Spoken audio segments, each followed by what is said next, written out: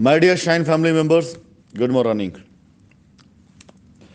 कुछ पर्सनल बातें, थॉट्स हैं जो मैं आपके साथ शेयर करना चाहता हूं, क्योंकि जब से मैं ग्रुप पर एक्टिव हुआ हूं, बहुत से लोग मुझे मेरे पर्सनल नंबर पर, कुछ लोग ऐसे हैं जो एफआईआर वाले हैं, जो मैसेज करते हैं और वो मुझसे बोलते हैं कि मुझे कोई गारंटी दी जाए तो हम अपनी एफआईआर वापस ले लेंगे।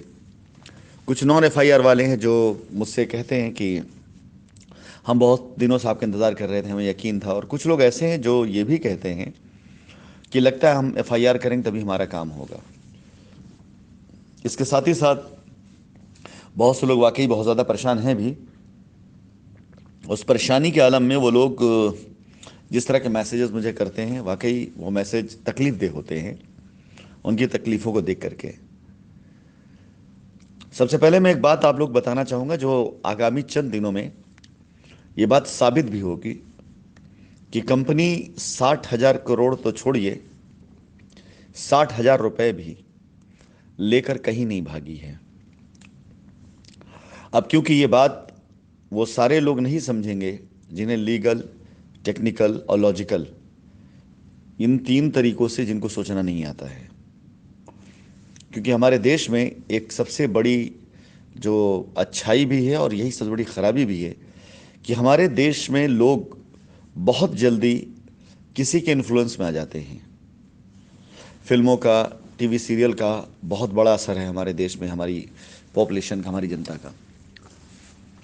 मिडिल क्लास में लोग इंजीनियर, डॉक्टर या पॉलिटिशियन बनने से कई गुना ज़्यादा फिल्म एक्टर, एक्टर जैसे लोगों की कॉपी या नकल करके, उसने फला फिल्म में ऐसा रोल किया था तो मैं भी ऐसा बनूंगा, वो लोगों के अंदर ज़्यादा, यानी लोग ज़्यादा तक किसी ऐसे लोगों से प्रभावित होते हैं जो उन्हें अच्छे लगते हैं, जिनकी बातें उन्हें अच्छी लगती है। तो जब से शाइन सिटी का ये दौर शुरू हुआ तो उनको सुनना यही था कि दिल की तसल्ली के लिए कि कंपनी भाग गई है। क्योंकि अगर वो लोग ये ना कहते कंपनी भाग गई है, जिन्होंने ये अफवाह फैलाई, तो वो आपकी आवाज़ में आवाज़ ना मिला पाते और आप उनके खिलाफ हो जाते। मेरी बहुत बड़ी गलती इस बात को लेकर के थी, जिसको मैं आज मानता हूँ, एडमिट करता हूँ, कि मेरे बहुत से प्रेसिडेंट्स जो मेरे पास आते गए, मुझसे मिलते गए, मुझसे रास्ते भी लेकर के गए, लेकिन उन्होंने मुझे एक बात कही, और इसको आप भी तस्दीक करेंगे कि ऐसा हो सकता है हुआ हो, कि जिन्होंने मुझसे कहा कि सर, यहाँ से जाने के बाद थोड़ा सा बोलना पड़ता है कस्टमर की भाषा, अगर ना बोलें तो कस्टमर फिर खिसिया जाता है, गुस्सा हो जाता है। वो कहता चलो तुम ही रास्ता। तो अगर कभी कभी आपको सुनाई दे कि हमने आपके बारे में कुछ कहा है तो उसको अदरवाइज मत लीजिएगा, क्योंकि उस सिचुएशन ऐसी होती है कि हमें ऐसा बोलना पड़ता है।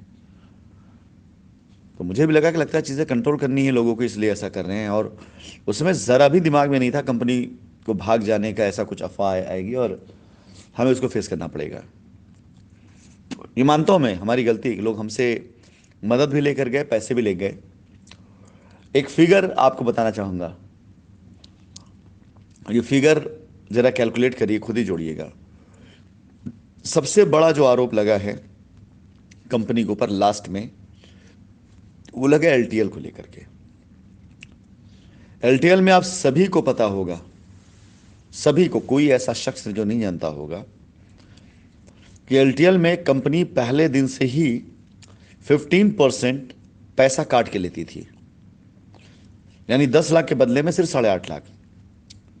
अब वो 8.5 लाख जो लेती थी, 1.5 लाख किस नाम का था? वो था लाइबिलिटी उतारने के नाम का। और उसके बाद जैसे ही एलटीएल शबाब पर आना शुरू हुआ, आया भी नहीं था, कंपनी ने 25% और छोड़ दिया लाइबिलिटी के नाम पर।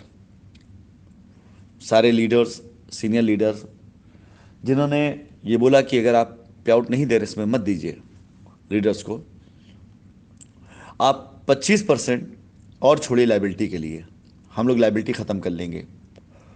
हमारा भी इरादा था, अगर हमारा इरादा नहीं होता लाइबिलिटी उतारने का, तो हमने लाइबिलिटी उतारने के नाम पर कंपनी के बैंक अकाउंट तक उनके कंट्रोल में दे दिए थे।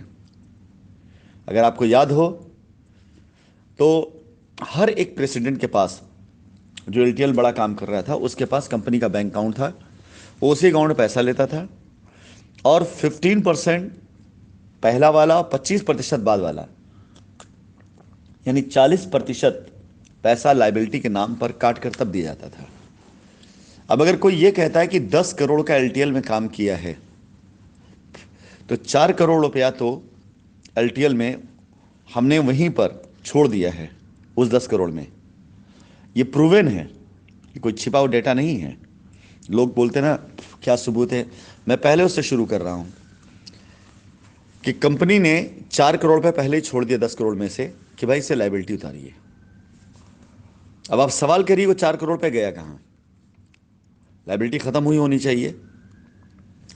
और 4 करोड़ छोड़ा इसलिए गया था कि पूरी टीम को दुरुस्त करके काम कराया जाए। लेकिन लोगों ने क्या किया, पहले तो 40% ले लिया। अब जो पैसा बचा हुआ था 60%, और 60% में कंपनी को बेनिफिट कमा करके जैसे भी जिस तरह से भी आपकी अदायगी करनी थी, वो कंपनी ने तकरीबन ऑलमोस्ट 90 दिन से ज़्यादा समय तक रेगुलर पे आउट को दिया। यानी अगर देखा जाए तो अगर 1% के हिसाब से, क्योंकि 10 लाख वाला जो था वो ज़्यादा तक लोगों ने किया था, अगर 1% के हिसाब से डेली का हम पे आउट देखते हैं एवरेज सब मिला करके, तो आप 90 दिनों तक करीब करीब तकरीबन 90% के आसपास, इसको आधा भी कर लेते हैं कि 90 से 45% के आसपास पे आउट के तौर पे भी दिया गया। अब इसमें बहुत से लोगों ने क्या किया, बहुत से लोगों ने आपसे लाख, 2 लाख, 3 लाख, 5 लाख लिया और लेकर अपनी कैबिनेट बना ली, और आपको जो दिया सो दिया, लेकिन खुद कमाया कंपनी से पूरा वाला प्रॉफिट। क्योंकि 10,000, 25,000, 50,000, 1 लाख पर पे आउट कम थे, लेकिन 10 लोगों से 1-1 लाख लेकर बड़ा वाला पे आउट लेकर छोटा वाला पे आउट दिया गया। मैं अगर एलटीएल के हिसाब देने पर आ जाऊं और लेने पर आ जाऊं तो आप खुद ब खुद देखेंगे 80% से ज़्यादा पैसा कंपनी ने चाहे लाइबिलिटी उतारने के नाम पे चाहे पे आउट के नाम पर दे दिया था। रिकॉर्ड में मिलेगा ये। लेकिन चलिए, मैं एक्चुअली इस पर नहीं, इस टॉपिक पर मैं किसी और दिन बात करूं, किसी और दिन बताऊंगा आपको। लेकिन आज मैं जिस सिनेरियो में काम कर रहा हूं, मैं आपको बता देना चाहूँगा कि जितनी साइटें आ रही हैं उन साइटों पर अगर ओवरऑल देख लिया जाए तो सारी लाइबिलिटी समाप्त होकर के कैश अदायगी देना शुरू करके और पूरी लाइबिलिटी कंपनी ख़त्म की जा सकती है। सहयोग दिया है आपने, सपोर्ट किया है आपने, नो डाउट। अब आपके हाथ में है कि आप लाइबिलिटी ख़त्म करके मुझे सामने ला करके सच्चाई का सामना करना चाहते हैं, या झूठ और लोगों के बहकावे के उस आडंबर में अपना जीवन बिताना चाहते हैं जो लोगों ने आपको खुश करने के लिए बोलना शुरू कर दिया। क्योंकि आक्रोशित व्यक्ति को वही देखना अच्छा लगता है जिस उसको आक्रोश आया हो। यानी अपने गुस्से को जस्टिफाई करने के लिए बंदे को वही चीज़ देखना अच्छा लगता है। अगर आपको अपने बेटे पे गुस्सा आए इस बात पे कि ये मोहल्ले में लड़ाई करके आया है, किसी को मार कर आया है, तो आप यही देखना चाहेंगे कि आपके बेटे ने मारा ही है। वो लाख कहता रहे नहीं मैंने नहीं मारा, मैंने नहीं मारा, आप सुनेंगे नहीं उसकी, क्यों? आप गुस्से में हैं। और आपका गुस्सा आया इसीलिए कि आपको किसी ने ये फीडबैक दे दिया, ये गलत सूचना दी कि आपका बेटा किसी को मार करके आया है। तो अब आप वही देखना चाहेंगे। अगर वो कहते हाँ मैंने मारा है ना, तो आप शांत हो जाएंगे कि देखो मैं कहता था ना कि मार कर आया। लेकिन वो अपनी सफाई देने लग जाए ना कि मैंने नहीं मारा है, तो आपका गुस्सा और बढ़ेगा।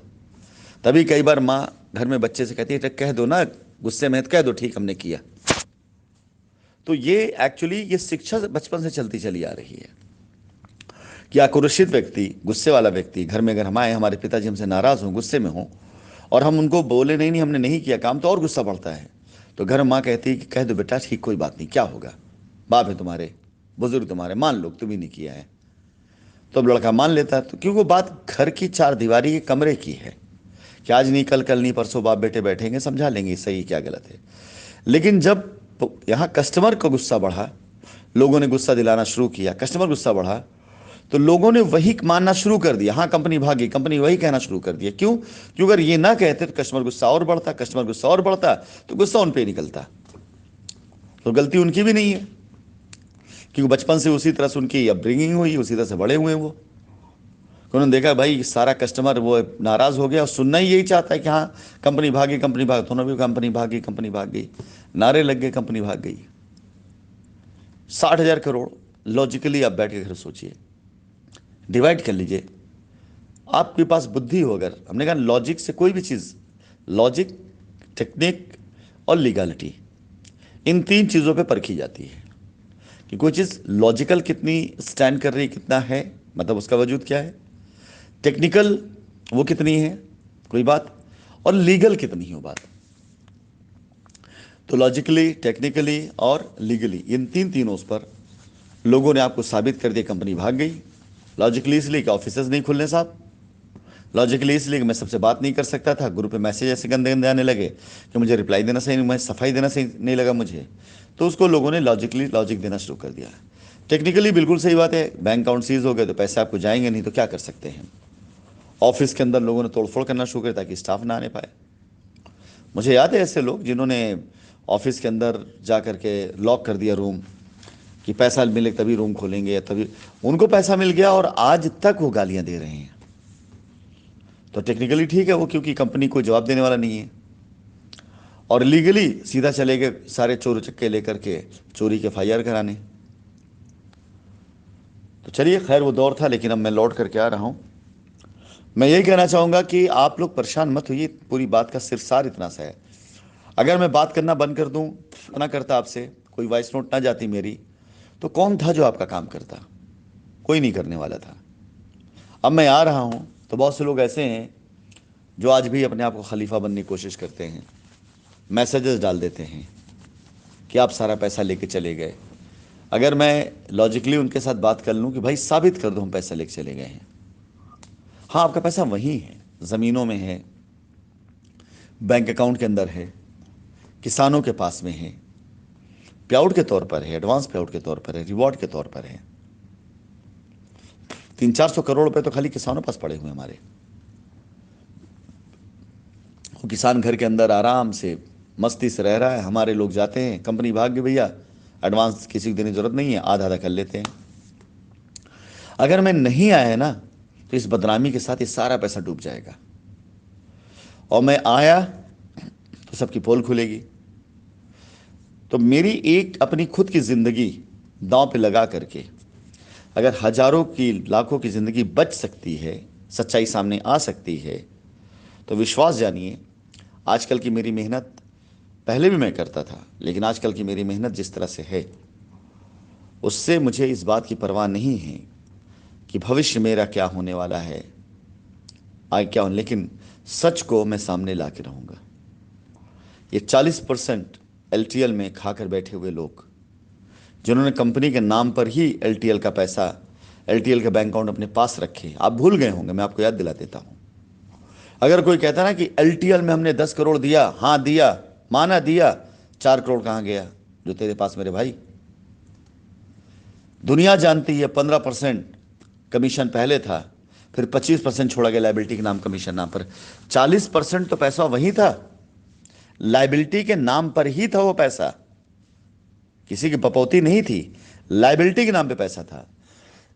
अगर कोई कहता है कि हमारी टीम का 20 करोड़ रुपए है, बिल्कुल होगा, मैं मान लेता हूं, लेकिन 8 करोड़ रुपए की लाइबिलिटी आपने तो उतारी होगी ना। अगर लोग कहते हैं कि 500 करोड़ का LTL का काम हुआ, मानता हूं हुआ होगा, मान ली चलो, तो 200 करोड़ की लाइबिलिटी तो उतरनी चाहिए ना।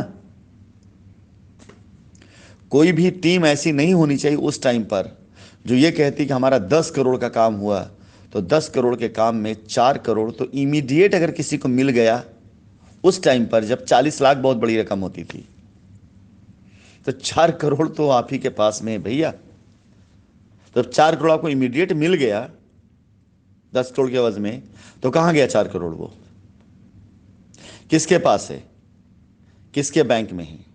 आज लोग मुझसे LTL का पूरा पूरा देते हैं, सर वो LTL का कितना सेटल करेंगे? मतलब ठीक है सब वो भी डबल कर लो, 10 लाख का 20 लाख, लेकिन मेरे भाई उस 10 लाख में 4 लाख वहीं है, 4 लाख वहीं पर है, उसी के पास में है। उस बचे 6 लाख में मैंने पे आउट भी दिए हैं, हो सकता है लाख दिए, 2 लाख दिए, 3 लाख दिए, उसके बाद भी हम आपको 10 लाख का 20 लाख मान रहे हैं। है कोई ऐसा जो आकर बोला हो मुझे कि एलटीएल का 10 लाख मैंने दिया था, उसमें 4 लाख आपने छोड़ दिया और 3 लाख हमें रिटर्न कर दिया, 7 लाख तक का पैसा तो आपके पास गया ही नहीं है और 3 लाख बचा, उसका क्या देंगे? है कोई ऐसा? कोई नहीं होगा। है कोई ऐसा जो ये कहता हो कि आरएसएलपी में आपने हमको आधा पैसा दे दिया है? पूरी मैं सेटल कर रहा हूं, सिर्फ शाइन परिवार को बचाने के लिए, एक बार फिर से खड़ा करने के लिए, एक बार फिर से शाइन का जलवा दिखाने के लिए। साथ दीजिए, साथ चलिए, साबित करते हैं शाइन न गलत थी, न गलत है, न गलत हो सकती है।